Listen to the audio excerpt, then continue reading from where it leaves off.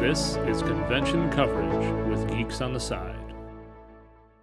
Called How My Voice Got Me Here. And what I mean is, a lot of you don't know that I had a long voiceover career history that began in 1975. As a 14-year-old, I had Justin Bieber hair back before there was even a Justin Bieber. I like to watch the Saturday morning cartoons, and Mel Blanc, you know who he is. The Man of 1,000 Voices was one of the biggest influences on my career because I don't think his vocal talents have ever been surpassed by any voice actor to this day. He was fantastic. The next biggest influencer to me was this guy you may or may not know. His name is Gary Owens. He was a radio DJ in Los Angeles in the 1960s and 70s who I got to listen to, and he sounds like this, Geo, the Gary Owens Show on KMPC. And I used to listen to him, and then I'd watch him on TV. He was on a show called Rowan and Martin's Laugh-In, and he always had his hand to his ear, and he made all these funny comments like, never put a cobra in your neighbor's shower. I know, right? He was just a crazy guy. But the biggest influence on me back in 1975 to get me into radio broadcasting was the late, great George Carlin. His 1972 album called AM and FM, or was it called FM and AM? It was FM and AM.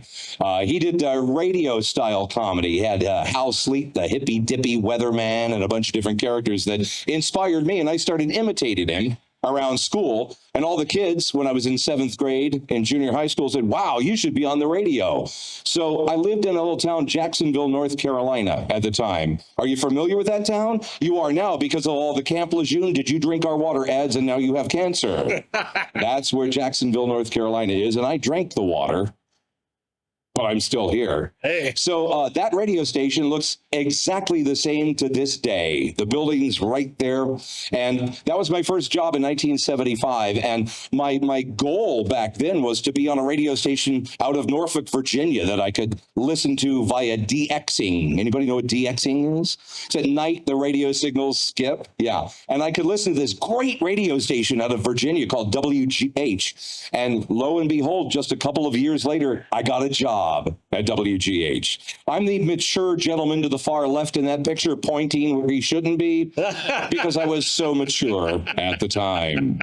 So that radio gig started up for me, and in 1979, I had the afternoon drive job, and what we're standing in front of there was what we call the WGH Showmobile. It was a remote broadcast vehicle, and at that time, very few radio stations in the country had one of these. But I was lucky to do my show from them. Here's a picture of me back in 1980 doing a show at Busch Gardens in Williamsburg, Virginia, an amusement park. And we had it set up at the base of a roller coaster called the Loch Ness Monster. And that was taken while I was doing my show there. Over the years, there were a whole bunch of different radio stations from coast to coast. I've worked all over the place until finally I landed in San Diego. And when I got there, I was lucky enough to land the job of the staff announcer for the Fox 6 television affiliate, who changed formats over the year to become CW6. And that was a job for a voice actor that is a dream job because it lasted 27 years. Nice. I was the voice of that TV station. And having the job at the TV station led me to more work, like doing sound design for Nickelodeon. Surely you're familiar with SpongeBob SquarePants. Every time there was a DVD release, I was the guy who did the sound design and did the voiceovers for it, like this. Where's SpongeBob in Truth or Square? Available now on DVD. Chow down on the special extent of the Truth or Square TV movie, filled with flashbacks and celebrities. Showing a huge telescravaganza for SpongeBob SquarePants. With a generous portion of exclusive special features on the side. Are you with me, people? Including a behind-the-scenes look at the new SpongeBob opening sequence. Plus karaoke music videos. Truth or Square is available now. It's DVD-licious. I love that last line. It's DVD-licious. So I started doing sound design for Nickelodeon and all the SpongeBob programs. And did you guys know that there was a SpongeBob SquarePants peanut butter? No. There was, I know, because I was the voice of their ads. Play it. SpongeBob SquarePants, the hero, the champion, the legend, and now the peanut butter. That's right, it's SpongeBob SquarePants peanut butter from Fun Cuisine, a scrumptiously seaworthy delicacy for all you lamb lovers. Plus, it's a good source of protein, vitamins, and minerals to help keep you full-lippin' and floppin' throughout the day. And it goes great on just about everything, except that. And that too. Look for SpongeBob peanut butter and these other tasty treats from Fun Cuisine. Scrumptious! There is no longer a SpongeBob SquarePants peanut butter. I'm guessing it wasn't very good. Because what kid wouldn't want that brand of peanut butter in their kitchen, right? Right. Anyway, while I'm in San Diego doing sound design for Nickelodeon, my kids never cared about the fact that I was the voice of Duke Nukem or Big the Cat or any of the characters I did. They didn't go to school and go, my dad's a voice actor. He does this, this, this. What they did do is tell their kids that I was the Splat. Do you know what that is? Do you remember Nickelodeon's logo, that orange? Yeah. Okay, that sound you heard every time it hit the screen was me going. Nice. I did like 12 takes and found the right ones to combine together. So as you grew up watching Nickelodeon, you heard me going every time that thing showed up. So while I'm in San Diego, I'm fortunate enough to meet this lady, Lonnie Manella, who at the time in 1995 was the top casting director for video games in the world. She's still in San Diego to this day. And I was very lucky to meet her in my studio when she came in to record a car dealer ad one day. I was setting up her mic. She's doing all these crazy voices. She has amazing range. You've heard her a million times and you don't even know it. She's so talented. So while I'm setting up her mic, I turned on my mic and I started doing wacky voices too because I'm a show off, right? And she says, wow, you've got really good range, John. How would you like to act in video games? I'm like, what? There's no acting in video games. There's no voice in video games. She said, well, there's going to be, and we'd like you to audition for this game we call Duke Nukem 3D. Oh, that sounds like fun. I want to do that. So I got the job, I landed the gig, and this franchise had obviously several games throughout the 90s that were very popular. Yep. And because they were so popular, I got a lot of other games just based on that fact. For instance, you know who Valve Software is, right? Well, I did a lot of work for Valve because they were kids growing up in the 90s playing Duke Nukem, right? And so they became fanboys. And they hired me to do work for Valve Software. And instead of me doing the work from my studio at home or in Los Angeles, they would fly me up to Seattle every time I had to do a voice gig because they knew I'd get the job done quickly and we'd go out and have dinner and drinks afterwards. And so I'm known for tipping a few. Now, as I do conventions over the years, I've had a lot of different fans ask me if Duke can do this, Duke can do that. There were these Hispanic gentlemen at a convention down in Houston who said, hey, can Duke speak Spanish? I said, well, I suppose he could. So I put this together just for them. I hope you enjoy it. Translating Duke Nukem English to Spanish.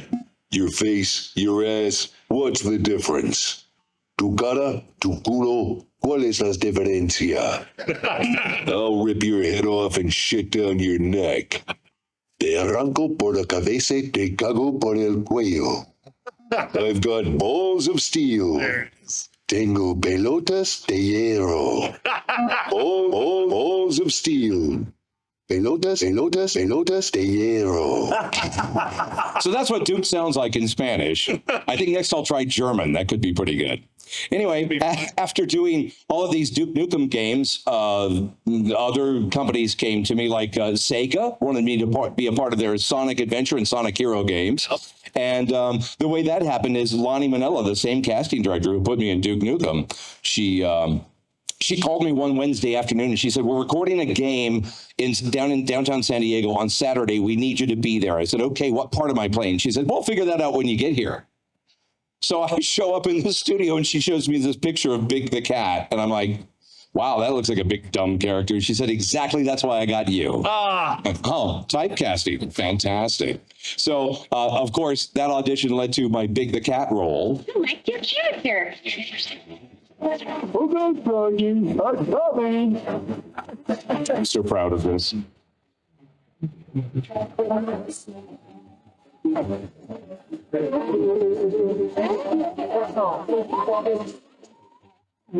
Any of you play through this Big the Cat section?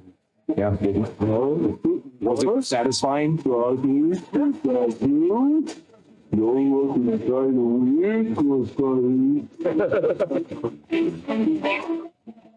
I sound like I have disabilities of sorts.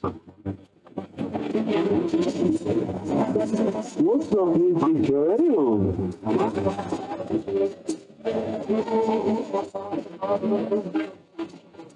See why I'm so proud of this king?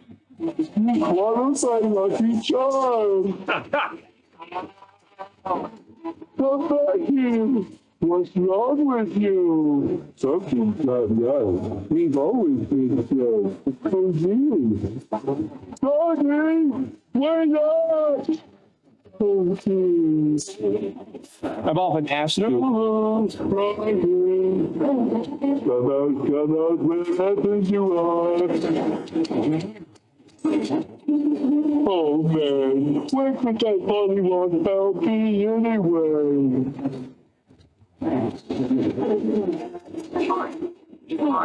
Should I really not edit that shorter? Okay, there you are. My apologies. I gotta let it play out. Wait, don't run away. What you doing under that car?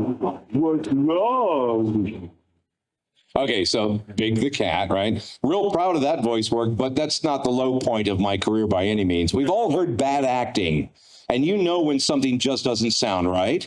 Sometimes, as I'm about to demonstrate, by the way, it isn't the voice actor's fault. A poor translation or a director having to please the developer can make for a really lousy sounding performance. This is a game that I've never been proud to be a part of. It's called Evil Zone. Did anybody ever play this game? You're the guy who bought it. Okay. Oh, there you go. I play the lead character, Danzavir, here. Check out how terrible this is. Objective understood. Why are you here? You called me out for your own convenience, but didn't you come to stop me? I'm not going to give you any excuses. After all, I don't think it's right to make people of different worlds fight against Ihaduk. Therefore, Do you dare to stop us? Then stop us! The power of a supreme ruler destroys evil! The ultimate hero! Danzavir! Yes, Seven. Go! Old school gaming. Strength meters on either side of the screen. Remember those days? And the little voice in this, that's Lonnie Manila, the same woman who cast me in all these other games. Of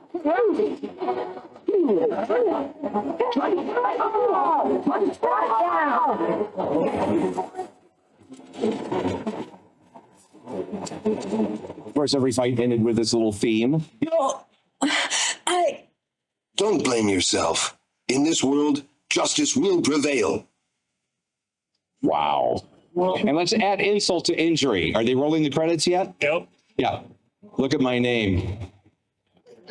Spelled wrong, and that was another slap in the face after a lousy performance. I don't know if you know this, but I've acted in many shooter games over the years, from soldiers to medics to generals. But in Half-Life, I'm sure you're familiar with this game, my voice characterization is based on the movie Full Metal Jacket. Who's seen that movie? You know what I'm talking about? Arlie Ermy, the actor. What is your major malfunction, son? That guy. That's the voice that they wanted me to try to imitate for this character.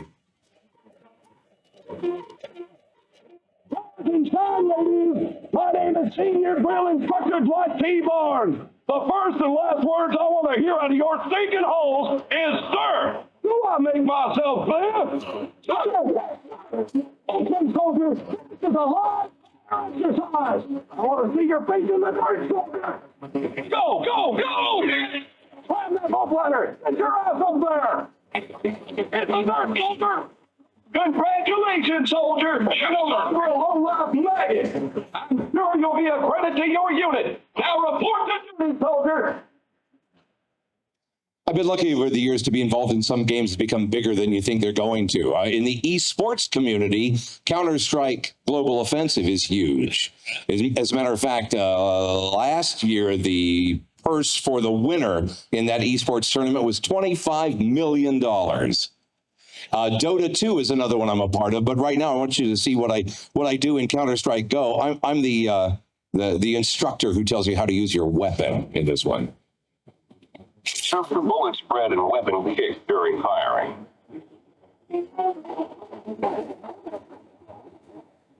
Way to hit the giant wood target. You just saved democracy. Yeah, I know. We all had to complete these tests. Put your weapon back on the table when you're done.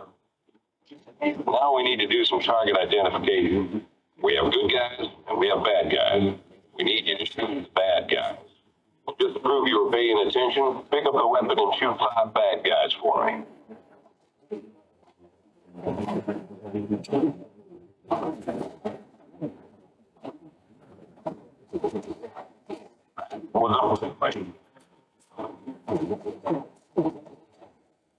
Nice work with those wooden terrorists. Now let's get you out into the sunlight. Shoot some wood in the head. Pick up both weapons and let's get started. Check your weapon for a second. These targets will show you how much damage is done in each location. Unsurprisingly, shooting someone in the foot is not very effective. That is better. The highest damage is done by a headshot. All right, you are getting this down. You can try it again or leave at any time. Don't worry, my heart won't be broken. So over the years, game recording for voices has changed quite a bit. Back in the day, though, in the 90s, an entire game could be voiced by 1 or 2 actors. In fact, the Candyland Adventure game, when it was developed by Hasbro for a CD-ROM, involved only 2 actors, me and Lonnie Manella. Again, the woman who cast me in all those other games. So I got to play nearly all of the male parts. I was King Candy, Gloppy, Lord Licorice, Jolly, all those weird characters. After that, let me move along. I'm trying to edit this as I go to make it shorter. Other games came along where I didn't actually get to play parts, but I had to be like the menu announcer. For instance, Sonic Advance 3. Are you familiar with that game? Did anybody play it? No. I bet you didn't know I was the guy announcing everything. And let's take a listen. But this brings back memories, doesn't it?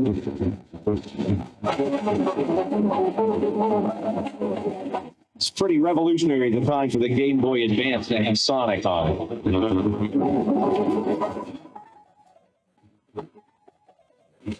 Hey, man. Here I come.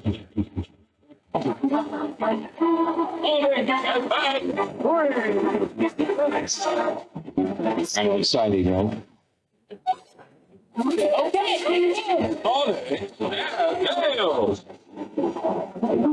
So I got to do the menu announcement. That was kind of cool. After I did that one, there were these companies that had these handheld noise-making machines where you could push a button and insult people. Jerk, jerk, asshole. I was hired to do a bunch of those different games, which was kind of fun. Nice. In addition to character voices, there were other games that came along on different platforms that I thought were very interesting. From superheroes to animals of various kinds to athletes, sports announcers, game officials. I've played all those parts, but my favorite part to play is always the evil villain.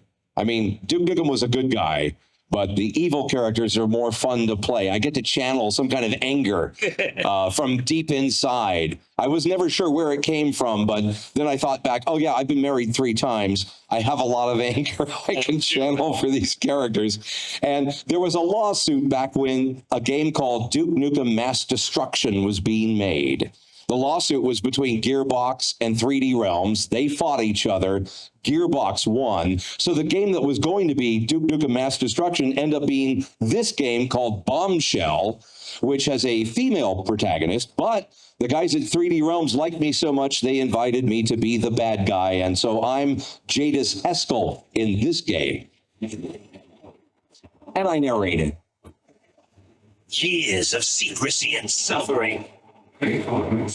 Humanity rejected my research. But I found a world willing to embrace that failure. A people with a desire to evolve.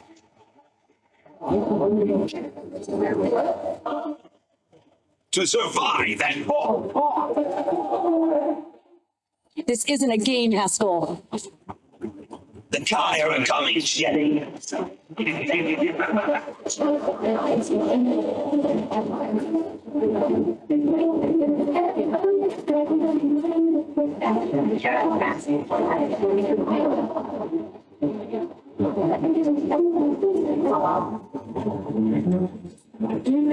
I'm hoping to get more evil character parts. They're always the most fun to play.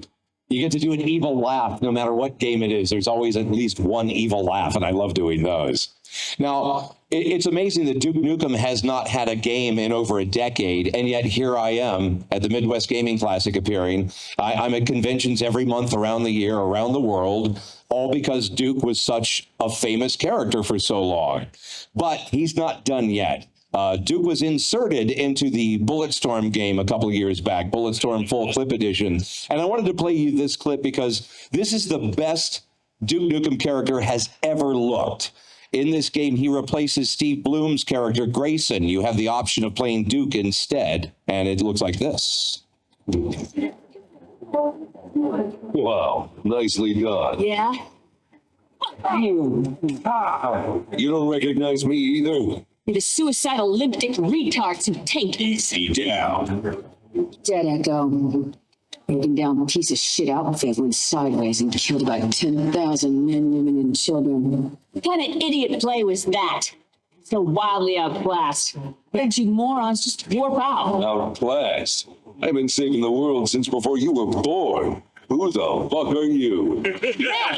Stay cool. Let's keep talking. Oh, Where is the evil? Aren't you going to help us? Knock it off. Neither one of you kids is surviving without me. We help you get to the evac, you help us get off world. That's the deal. I don't know how I got here, but I'm all out of gum. fine. But if either of you touch me again, I will poison you. Let's go. Calm the fuck down. I get it, we're screwed, and not in the good way. I do not trust either of you, and I will not hesitate to gun down the first who betrays my confidence. I'm sorry. I'm not crying over this. Understood. Reminds me of L.A. Yeah, Duke gives him that stare and he backs right down. I love it. Duke still is the biggest badass in gaming history, in my opinion. I just love the guy. Well, up next, to promote a game that Duke was going to be in 2016, he was encouraged to run for president. You remember the 2016 election? Mm-hmm. Could Duke Nukem have won if he had run for president of the United States? His ads might have looked something like this if he had run.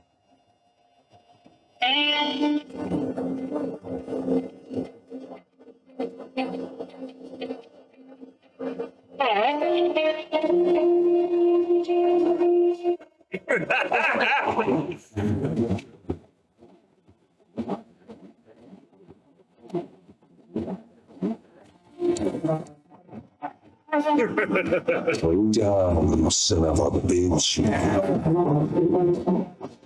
You're deep.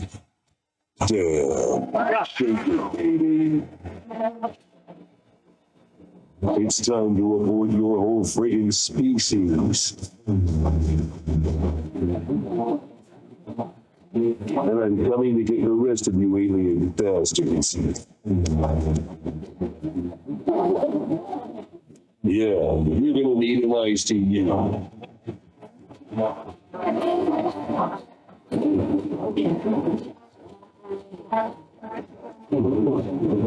Now, this is a force to be reckoned with.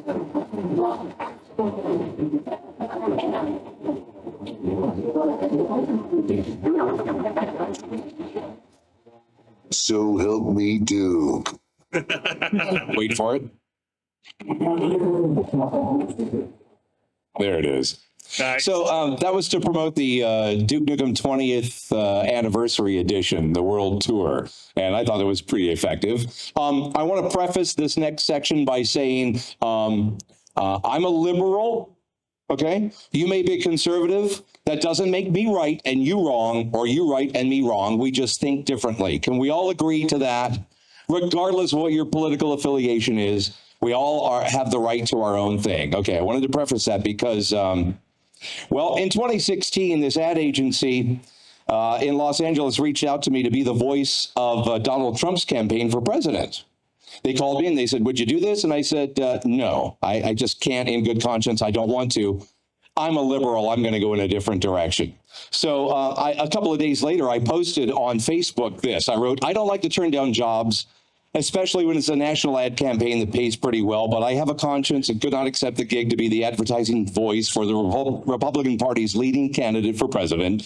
Thanks for the kind offer, but I'll sleep just fine at night knowing I made a choice that I personally can live with, okay? So I posted it on Facebook, and a lot of people started commenting on it, and then Reddit picked it up, and it starts going viral, and then the Huffington Post carried it. And the next thing you know, I mean, it's all over the place that the Duke Nukem voice actor didn't want to be the voice for the Trump campaign. Okay, I thought that was the end of the story, but it wasn't. 2 weeks later, January of 2016, I get a call from an ad agency in New York City, the Whedon Kennedy Agency.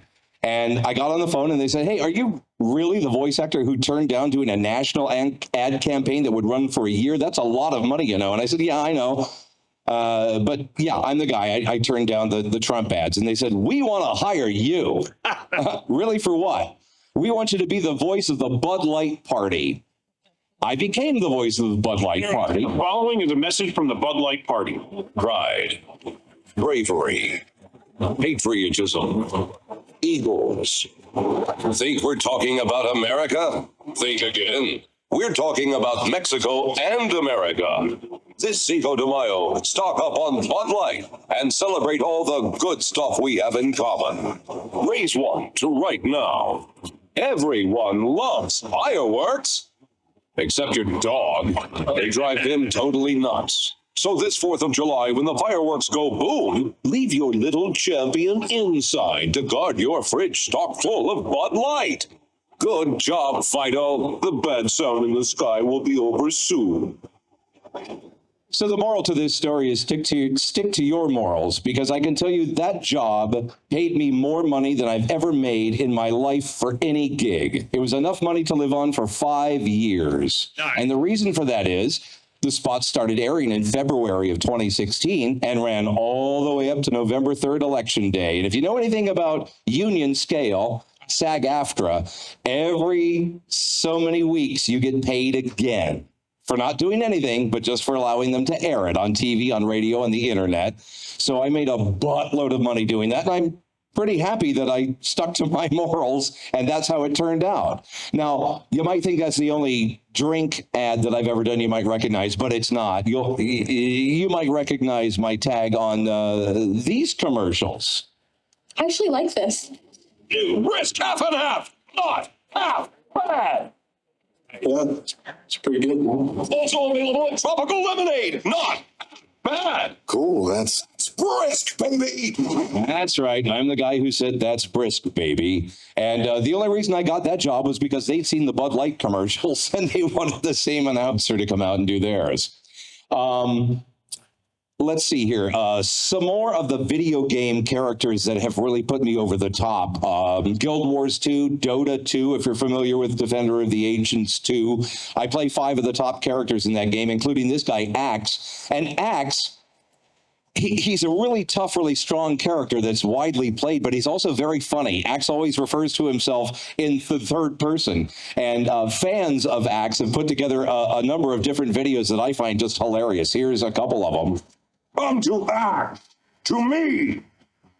No escaping acts. Action, two, action, two, we gone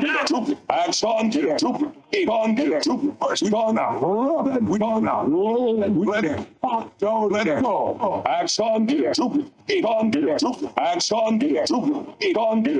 first we gone now. We gone now. We let it. Don't let it go. Action, two, action, two, good day, sir. I said good day, sir. Here's another one. Eat this, but no one else shall have it. This one's pretty funny, too.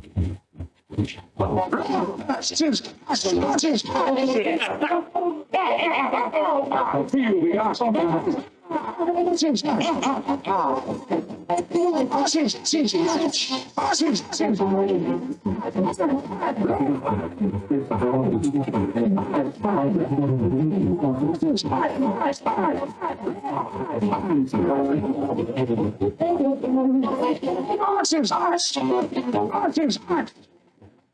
Axe is such a beloved character. Maybe not as beloved as Duke Nukem, but so beloved that he's been the subject of a cartoon which was put together to teach animators how to make cartoons. And this one's really funny. I love this one. Check out this Axe cartoon. By his blade, Axe earns this purchase. Vanguard, assault Kirax, heart of Taraz, to battle. I have waited for this moment. Feel the bite of frost. Yeah! Axe is under attack!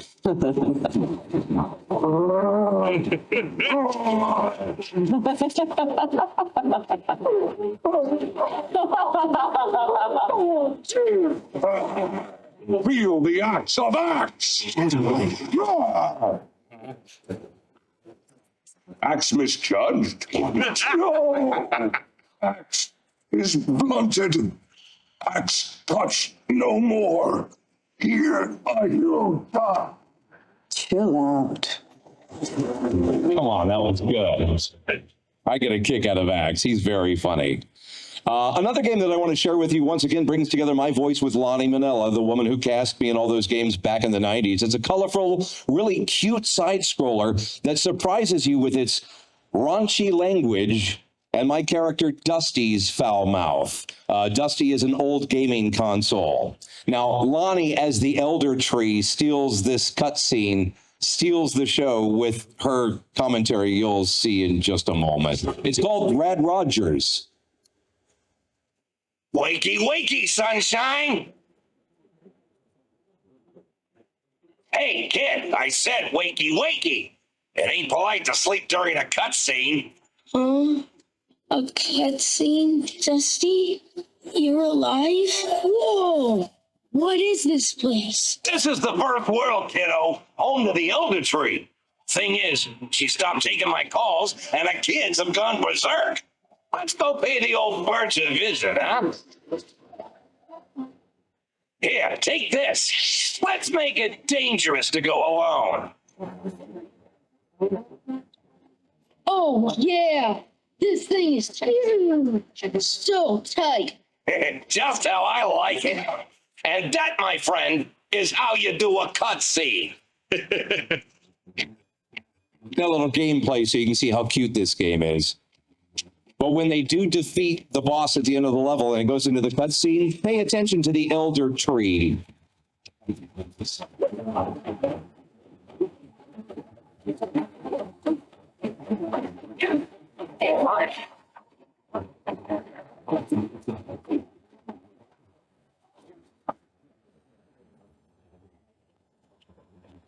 We did it! Pull us off. Who knows, kid? You might come out of this with a bit of fur on your face after all. Greetings, child, and Dusty. You have come far in your quest, but the game is not yet over. For this artifact is the key to your next world. With it, you must slay the root of this great blight and free our world from the grasp of this powerful. Hold on. Huh? You smoking a wooden pipe? Is she smoking a wooden pipe? Well, It's my ex-husband, for fuck's sake. Ugh, that's gross. Just go. Get your ass out of here. They're not paying me enough for this shit. That was so cool. So what's next, Dusty? Just strike a pose and look badass. Here goes nothing. Radical. I love the way they did the credits here. I can't see anything. What the hell's going on? Oh, the credits. Don't worry, kid. Remember that cartridge you picked up? That's the second world. The developers just have to make it first. But what about us? And who are all these people? Well, for now we're stuck in here and we'll have to do this over and over and over. Oh, jeez, I'm freaking out. Oh, look, these are the fine gentlemen who made us. Fred, Jacob, Chris, Leon, and yada, yada, yada. But Mom and Dad made me. Oh, it's just an illusion, kid. In reality, you're inside a video game. Inside a video game. Blows your fucking mind, right, kiddo? Whoa, does that mean I don't have to go to school anymore? I like your coping mechanism. And I like playing the part of Dusty. That's one of my favorite roles because his foul mouth and that New York kind of accent I did for him. I always liked that. Speaking of accents, there was a film noir style problem solving game that I played the lead role in.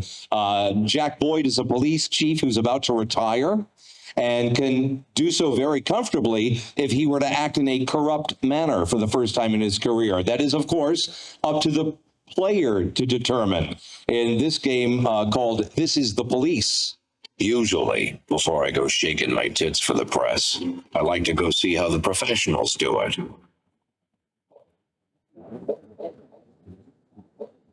Some might say the chief of police has no business in an institution like this. But in fact, it's the quietest and safest place in town. You won't run into any reporters, nobody gets into any fights, nobody drinks too much, nobody even raises their voice. The place is owned by an elderly gentleman who knows how to keep things under control. That's why I never invite my friends here. I wanted to make an exception for my 60th birthday, but most of my colleagues are young enough to be my sons, and they'd rather just hire prostitutes. Why stare at some boobs when you can take the whole package for yourself? But there's none of that in our club. Even looking too long is considered indecent. You can get an occasional glimpse, like by accident. The rest of the time, you just pretend that you're immersed in conversation, or just come by for a drink. Doesn't mean these gentlemen wouldn't want their bald heads smothered in tits. It's just that nobody says it out loud. My younger colleagues might call it hypocrisy, but I call it good old-fashioned manners. Good manners and leave the rest unsaid. She agrees to unbutton her blouse, and we agree not to pay too much attention. The girls are on a quiet prowl, too. They're looking for a way out of their cramped rooms. Maybe make friends with some wealthy patron with a pacemaker and dentures. Everybody wants something. But we have to control ourselves, or we'll all turn into libertines and prostitutes. Hell, if there weren't any rules, I'd be belching and farting, jumping up on the table, arms held high, yelling, "Shake it, baby!"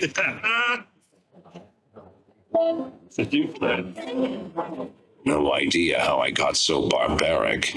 I just love they put a Duke Nukem line at the end of that one as an homage to my voice acting. That they decided the "Shake It Baby" line was appropriate in This Is the Police. Okay, that's my video game career. You've seen pretty much the kind of stuff I've done. And just so you know, the most recent update I can give you, 2 games. Currently, I play Sam in the game Turbo Overkill. From Apogee. It's a really cool game. And my character, Sam, is actually an AI program in a car. So a la Kit from Knight Rider. Only he's got an English accent, and he has the key phrase from the game used over and over again, which is, "Good hunting, sir." So you hear that a lot during the game. The other thing is I just finished a couple of weeks ago recording a whole lot of Duke Nukem voice for a game coming out in July. It is not a Duke Nukem game.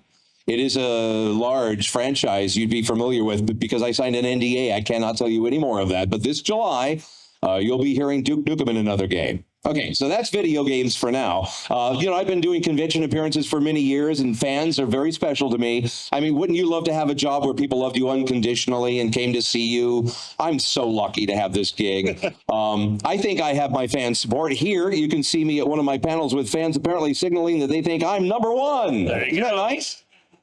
Oh, here's some more fans in the line getting their badges, also indicating that I'm number one in their book. Here they are waiting to get into my panel saying, yeah, you're number one. And even other voice actors like to pose with me going, we're number one.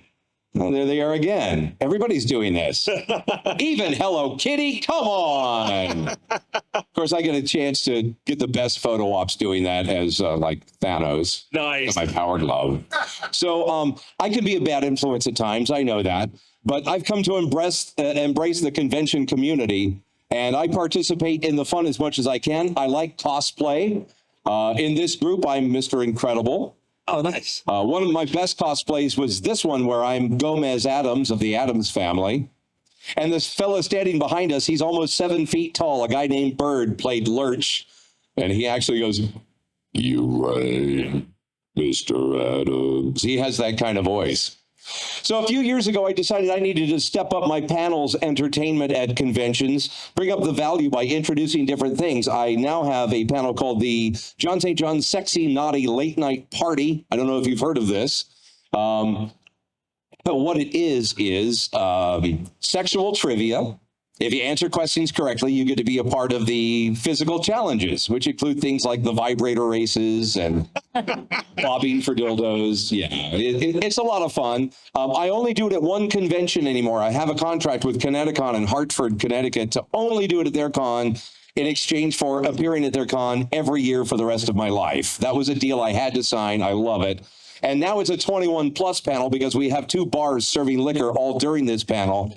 And we pack every seat at the 800-seat theater every time we do the Sexy Naughty Late Night Party. And it's a lot of fun. Now, an opportunity came back a few years ago for me to submit a reel to the Sci-Fi Channel for a shot at a TV series. And I came up with this idea that a camera crew would follow me and my associates from con to con as we party across America and across the country, following us in a little thing I like to call Conquest. Here's what it looks like. I'm John St. John. A little more than 20 years ago, I became one of the very first voice actors in video games. My character, Duke Nukem, made me famous. Hail to the king, baby. Today, I'm a celebrity guest at cons around the world. New cons are popping up every day in every theme imaginable. And my goal is to visit as many cons as possible and meet every fan I can. Helping me on this journey is my manager, Vernita. No stranger to cons herself, since she runs them, when she's not busy managing me and keeping us all in line. Think I'm free to wreak havoc. Joining in on the adventure is my buddy Jones, who's always up for anything to have a good time. Get your bin, Junior. Getting me where I need to be on time and making sure I have all the things I need. More people here. That's the job of my favorite handler, a guy called Echo. Together, we're on a colorful, crazy tour to meet fans, see celebrities, and dive into the fascinating world of conventions. You're invited to join the party on our Conquest. Here's some scenes from my web series. It's still available on YouTube. You can look it up. And we had a lot of fun doing this show. Though it never got picked up by Sci-Fi Channel, doggone it. I was really hoping for that shot at TV fame. But I gotta face it, I have a face made for radio, not for television. I guess I'm just not pretty enough. Oh well.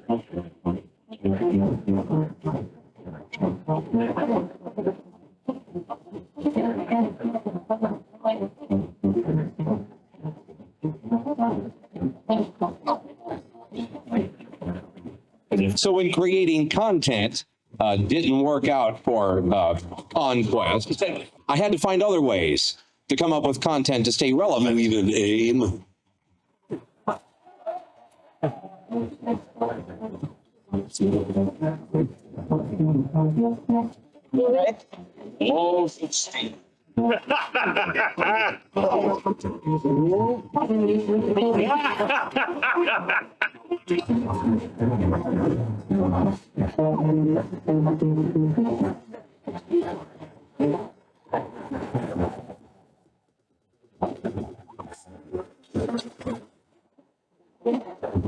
And that's a look at Conquest. So then I had another idea. If I'm going to keep creating content and trying to be more famous, I commissioned this puppet company in Hollywood to make the Duppet. Anybody familiar with the Duppet?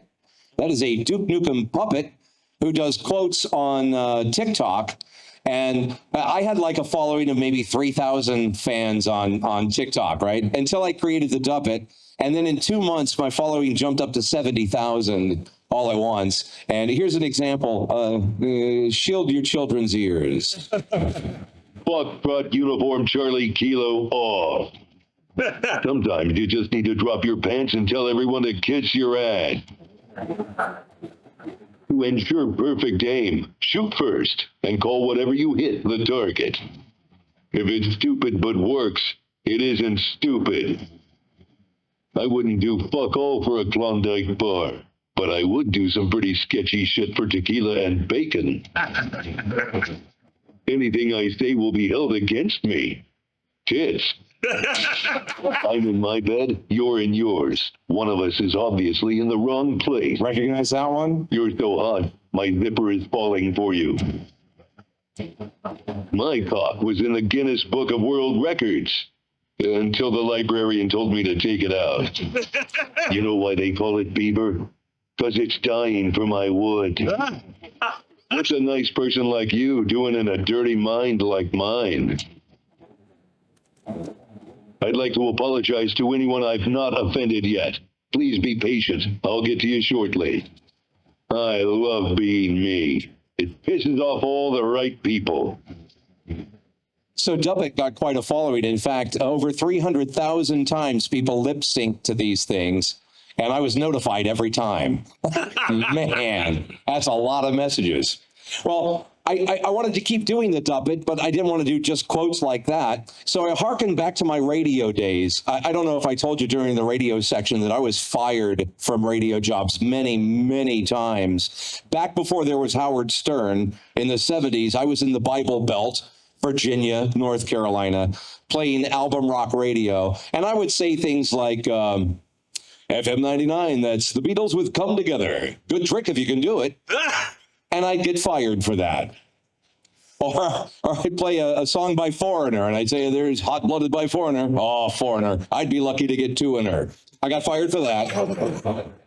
And I thought to myself, which is my favorite way, that maybe I could just have the Duppet take the heat for all of these things I'd like to say. So I turned him into a disc jockey, a la K-Tit Radio. Remember in Duke Nukem 3D, the KTIT playing the best music on the radio. Okay, so I turned the Duppet into a DJ, and now he gets to take the heat for all the nasty things I'm not allowed to say anymore. For instance, the name's Nukem. Duke Nukem. Here to rock and roll and chew bubble gum. I'm all out of gum. KTIT, K-Tit, playing the best music on the radio. It's me, Duke Nukem in the air chair. You might want to grab a towel now, as the Beatles come together. Well, that sounds like it felt good. And a good trick if you can do it. Am I right? KTIT, K-Tit Radio, with Duke Nukem rocking your radio tonight. Hey, thanks a lot for tuning in. Now, it's a song that comes in at number 4 on our list of the greatest hits about masturbation. Just behind Imaginary Lover by Atlanta Rhythm Section, it's the Vapors, rubbing one out with Turning Japanese. KTIT, where the Guess Who inform us she's come undone. So I'm just going to go sneak a peek. KTIT, where it's been requested that I get on some Foreigner. I'd be happy just to get two in her. You bet she was cold as ice. She was so frigid. How frigid was she? Every time she spread her legs, the furnace would kick on. Thank you. I'm here always. Tipping waiters. And now let's try to find the answer to this musical question. Where do cantaloupes and honeydews go on their summer vacation? That's right, John Cougar's Melon Pan. What? You don't know all the words to these songs? Then just hum along. We can always use a good hummer. KTIT Classic Rock. KTIT, K10 Radio, with the one and only, the legendary, yours truly, you took them, and the Jay Giles Band, with your song about holding your girlfriend's picture up with your left hand, because now she's the centerfold. All right. Okay. That's how I get away with still doing those crazy one-liners from my radio show back in the day. Over the years, I've had to create content. I've done different kinds of panels to attract the audience to conventions where I'm appearing because, you know, ticket sales are based on, you know, how much people love you. And I had a thought. What if I had my own convention? If I had my own convention, here's what I would do. I would have voice actor celebrities come on my convention and have them interact with the attendees all week long.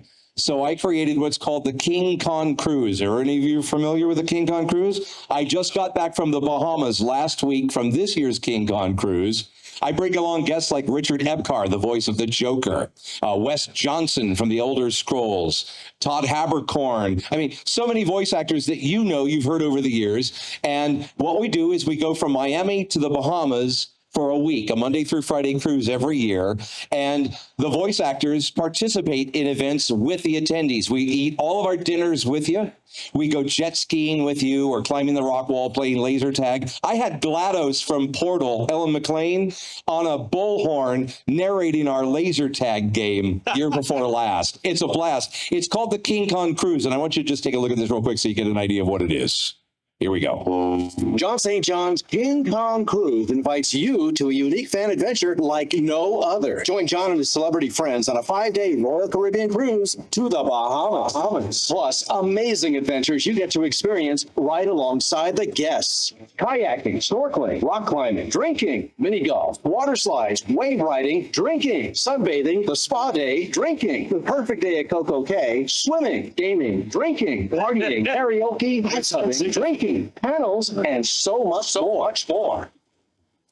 So it's the King Kong Cruise. Next year, we're going out of Miami to the Bahamas again. That'll be March 2nd through the 7th, I believe, are the dates. And so I hope now you have an idea why I call this panel How My Voice Got Me Here, okay? So now you see that I've gone from radio DJ to production director, then voice actor, convention guest, web series host, content creator, and now I'm the owner of an annual fan convention. It has been a heck of a journey getting here, and that is the story of how my voice got me here. And now it's time for Q&A. Thank you for attending my panel. I appreciate it. And now it's time for those Q's and those A's. You ready? Did you guys get some laughs out of that? It was great. I try to keep it funny anytime I can. And now I'm going to answer any and all questions you might have, and you may not have any because I probably just presented all of the questions you might have had in that panel, eh? It was good. Anybody want to ask a question real quick? All right, we got one right here. Goody. There he is. Quick question for you. One thing that I really love about voice acting is when the same person can have two completely different characters in their repertoire. Like you, Duke, and Big. What would it be like if both of them met each other? What would it be like if what? If they met each other. Oh, What the hell are you? I'm just a cat trying to find the froggy. What the hell is that? He's my little buddy. This gun is my little buddy. You want a piece? I just want to find my froggy. What the hell is wrong with you? Something like that, maybe? Oh, that was great. Thanks. You're very welcome. Who's next? Yes, sir. All right, Be good. When you were dubbing Sonic Adventure 1, I heard that that you had to dub each line individually. I'm really having a hard time hearing you. I'm sorry. There's not a monitor for me here, so Yeah. Come on up here. Come on up here. You're not afraid to be seen, right? Wave to everybody. Everybody say hi, John. Hey, John. Okay, just watch out for the tripod behind you. Now come over here. No. Come over here. Okay. What's your question? Put the mic right up to your mouth. Yeah. Well, not like that. Don't do this. Don't do this. Don't do that. God. Okay. So I heard that when you were dubbing Sonic Adventure, like they would just like give you a line and you had to like dub it. They like show you the cutscene like ahead of time. No, not with Big the Cat. I was just given a script.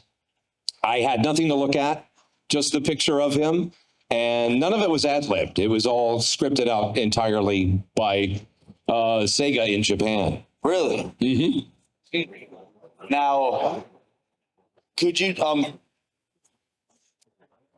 what was that like big red character that you did?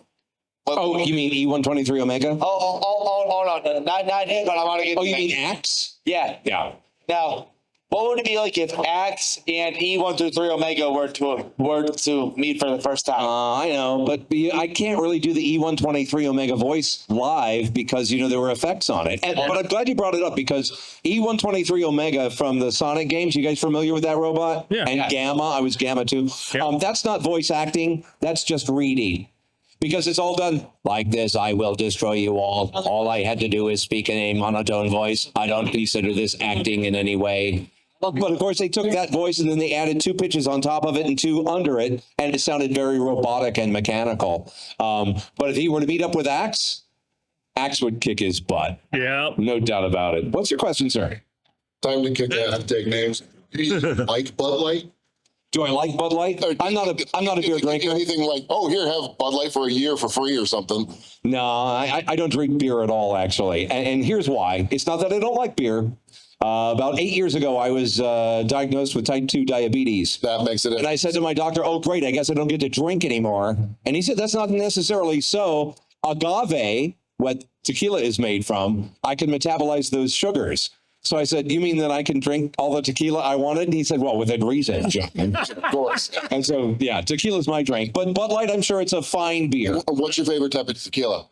My favorite, Patron Silver. Patron Silver. Yeah. You heard it first. Goes down smooth. I don't drink it for the taste. Do you? Who drinks tequila for the taste? Really? You drink it for the taste? Really? Not me, man. I want it to go down fast and smooth. Thanks for coming. Or however you reacted. Oh, I'm sorry. That was inappropriate. I often am. What's your question, sir? Hello. My question is, what are your hobbies and thoughts on Duke Forever? But Duke It Forever? Yeah. I know why you're asking that, smartass. Because the critics panned it. They didn't like the game at all. But you have to understand, Duke Nukem Forever was actually made in 1999. Yep. That game sat on the shelf undone because the people at 3D Realms just couldn't get their stuff together. One of them, who I won't name, just blew so much money on cars and McMansions and such that they didn't have enough money to finish the game off. So it sat on the shelf forever. And then Randy Pitchford from Gearbox came along and said, hey, let's finish this game off. And I'm glad he did. I personally liked Duke Nukem Forever. I thought it was a fun game. The reason the critics didn't like it was they expected it to look like modern game engine like Call of Duty. Right. And it was still on the old Doom engine from way back when. And the critics were 20-somethings who did not grow up playing Duke Nukem 3D either. Yeah. So does that answer your question? Sure does. Thank you. You're very welcome. Thank you for a good question. I personally love Duke Nukem Forever. It's one of my favorite games because it was so interactive. At the time it came out, you could do so much in that game. Buying cigarettes, playing pinball, picking something up out of the toilet, throwing it on the wall. I know, gross. I don't write this stuff. I just did the voice. What's your question, sir? Oh, it's great to hear your voice not coming out of a 586 or 486 computer. When you're finding your character's voices, when you're preparing for the roles. Hold that thought. Hold on. Oh. With all the noise in the background, and I'm 63 years old, my hearing sucks. Let me come down here. For everyone else, so when you're preparing for your roles, when you're finding your voice, how long does it take you Just minutes. Really? Yeah. Finding the voice, the director will say, the first thing I ask the director is, how old, if they don't have artwork, how old is the character? Where are they from? So I have a dialect I can match because I've done, like NASCAR 2003, I'm the pit chief, and I lived in North Carolina as a kid, so I can do car high, go low. It's easy for me to, or Buzz the Buzzard at Dollywood. Are you familiar with Dollywood theme park? Yeah. There's a ride called the Mystery Mine Ride, and while you're waiting to get on it, there's an audio animatronic buzzard, and I'm the voice of him. In that audition, that was a daunting audition. They said, we need somebody who can sing on key, and I can. I'm a professional musician. Somebody with an authentic Tennessee accent. I grew up in North Carolina, that's close enough. And somebody who can sound creepy. So I did Buzz the Buzzard, and it sounds kind of like this. You get to sing and do stuff. So usually we dial it in pretty quickly. If I know where they're from, what the age is, what voice type they want, what dialect, it only takes a couple of minutes to get it. So it's pretty fast, the process of getting the voices. Nice. What's your question? I was just wondering, since you turned down the one ad campaign, is there any other kind of work you would turn down if it came to your way? Is there something you just said, if it ever came across your plate, you said, no, I'm not doing that? Well, that's a tricky one. Yeah, I have to be really politically opposed to it to turn down money for talking. Understandable. I mean, it sounds stupid to turn down a job anytime if you're just speaking. So, and I love money. I don't know about you. All do. Money's cool. And I'll say almost anything. In fact, I have a Cameo account, and I have said terrible things for money. But it's always somebody who wants me to knock their foot, like, hey, Billy, I hear that you did something stupid. I should rip your head off and spit down your neck. It's always that kind of stuff. Yeah. So, no, I'm not opposed to saying almost anything for money. Yeah. Cool. I don't turn down jobs very often. What's your question, sir? Hi, I've been a really big fan of Big the Cat. Oh, thank you. Wait, I'm sorry. Oh, thank you. So is there any role that you tried to go out with, couldn't get it, but like you just wish you could have done? And like, do you have like a voice that like you could have like made for him? Yeah, I made a mistake years ago when they were when Mark Hamill gave up the role of the Joker. Everybody who auditioned for the role of the Joker did the same thing as me. Their Mark Hamill impression of the Joker. I didn't get the gig. A lot of guys didn't, but I'm happy to say my friend Richard Epcar got the role. He didn't try to do a Mark Hamill impression. He did his own spin on the Joker, and that's why he got the gig. I would love to have had that job, and I'm sad that I didn't get it, but I deserved it. What's your question, sir? Do you still do those pranks like when you the prank calls like when you do them from Magfest? Oh, yeah. You're familiar with that one. That one, that one went viral. Watch those videos on YouTube. At almost every convention, somebody goes, hey, can you call my buddy? And I did several of them yesterday. Yeah. Yeah, I was curious to know what that. Oh, yeah. I love prank calling people. I find it quite fun, quite entertaining. Damn, so I'm always happy. Who has the next question? Yes. How much of radio DJing and voice acting is actually scripted and or stuff you just thought up beforehand? And how much of it's just you pulling stuff out of your ass and thinking it's funny? Well, in radio, back in the day, okay, today's radio is completely different. Most of it isn't live. You might think it is, but it's not. Most of the DJs you hear on your local radio stations are not even in your town. They're somewhere else, and they're doing 5 other radio stations across the country for very little money. Yeah. Anybody interested in being a radio broadcaster? Don't do it. It's a crap job today. But back in the day, all of those one-liners you heard me say that were naughty, all off the top of my head. Radio DJing back then was all spontaneity, man. Whatever you're thinking, be clever and don't talk over the vocals of the record, right? It was all spontaneity. Video games, it's all scripted. There's very little ad-libbing. I got a couple of ad-lib lines in the Duke Nukem Forever game, but that's the only one I've gotten to ad-lib lines in. And they were fairly funny. They wanted me, they wanted Duke to call somebody a douchebag in the game. And while I was recording it, my son, who at the time was like 17, he's in his room next to my studio, and he hears me. And he comes over and he knocks on the door. And I said, yeah, what's up, Brad? He goes, well, I heard you're recording Duke stuff. Is it a game? I went, yeah. He goes, I'm sorry to interrupt, but we don't say douchebag anymore. So what do you mean? He goes, we say douche nozzle. It's the dirtier part. Okay. So I re-recorded the lines going, "What you douche nozzle," and they loved it, and it's in the game. Nice. So that's kind of an ad lib. I give my son credit for that one. Who's got the next question? Are we all done? All done with questions? No more questions? Thank you all for coming out to the panel. I really appreciate it. And enjoy the rest of Midwest Gaming Classic, man. There's lots more to do today before it all closes down. So get out there and have fun. Hell yeah.